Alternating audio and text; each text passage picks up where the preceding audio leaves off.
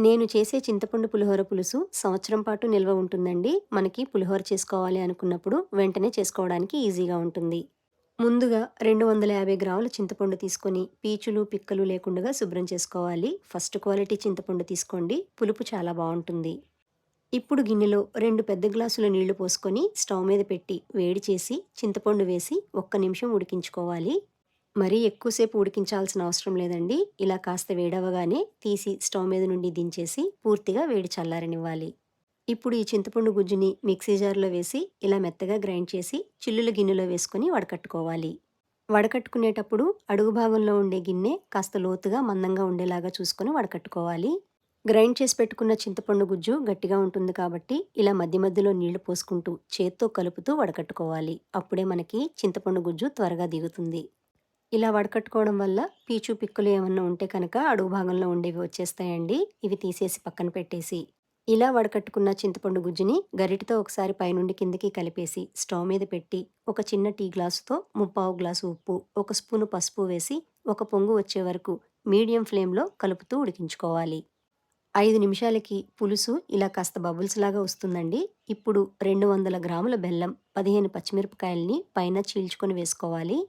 బెల్లం వేస్తున్నాం కాబట్టి పులిహోర తియ్యగా అయిపోతుందేమో అని భయపడాల్సిన అవసరం లేదండి. ఇంత పులుపుకి ఈ మాత్రం బెల్లం పడుతుంది. మీకు వద్దు అనుకుంటే కాస్త తగ్గించి కూడా వేసుకోవచ్చు. ఇలా మధ్య మధ్యలో గరిటెతో కలుపుతూ ఉడికించుకోవాలి. ఉప్పు సరిపోకపోతే ఈ స్టేజ్‌లో మళ్ళీ కొద్దిగా ఉప్పు యాడ్ చేసుకొని కలుపుకొని ఉడికించుకోవాలి. మీడియం ఫ్లేమ్‌లో పెట్టి ఉడికిస్తాం కాబట్టి చింతపండు పులుసు స్టవ్ మీదంతా చిందుతుందండి. అందుకనే మూత పెట్టుకొని 30 నిమిషాల వరకు ఉడికించుకోవాలి. 30 నిమిషాలకి చింతపండు గుజ్జంతా కూడా చక్కగా ఉడికిపోయి ఇలా దగ్గర పడిపోతుందండి. ఇప్పుడు స్టవ్ మీద నుండి దించేసి పూర్తిగా వేడి చల్లారనివ్వాలి. ఇలా చల్లారిపోయిన చింతపండు గుజ్జుని గాజు సీసాలో పెట్టుకొని ఫ్రిడ్జ్‌లో స్టోర్ చేసి పెట్టుకుంటే మీకు సంవత్సరం పాటు నిల్వ ఉంటుందండి. మనకు అవసరమైనప్పుడు కలుపుకోవడానికి చాలా ఈజీగా ఉంటుంది. ఎప్పుడైనా లంచ్ బాక్స్‌కి టైం లేదు అనుకున్నప్పుడు ఇలా అన్నం వండుకొని పైనుండి కొద్దిగా నూనె, ఉప్పు, పసుపు, కరివేపాకు వేసి కలిపేసి ఉడికించిన చింతపండు గుజ్జు కూడా వేసి కలుపుకోవాలి. పులిహోరకి ఎప్పుడూ కూడా పోపు కొంచెం గట్టిగా ఉంటేనే చాలా టేస్టీగా ఉంటుందండి. ఇప్పుడు ప్యాన్‌లో కొద్దిగా నూనె వేడి చేసి జీడిపప్పు, పల్లీలు వేసి ఇలా దోరగా వేయించి తీసి పక్కన పెట్టుకోవాలి.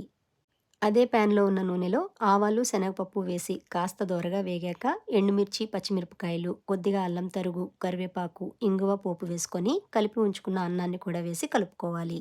చివరిగా పైనుండి వేయించి పెట్టిన పల్లీలు, జీడిపప్పు వేసి కొద్దిగా కొత్తిమీర చల్లుకొని అంతా బాగా కలిసేలాగా కలిపేసుకొని స్టవ్ మీద నుండి దించేసి పూర్తిగా వేడి చల్లారిన తర్వాత తింటే పులిహోర రుచి చాలా అంటే చాలా బావుంటుందండి. తప్పకుండా ట్రై చేసి చూడండి.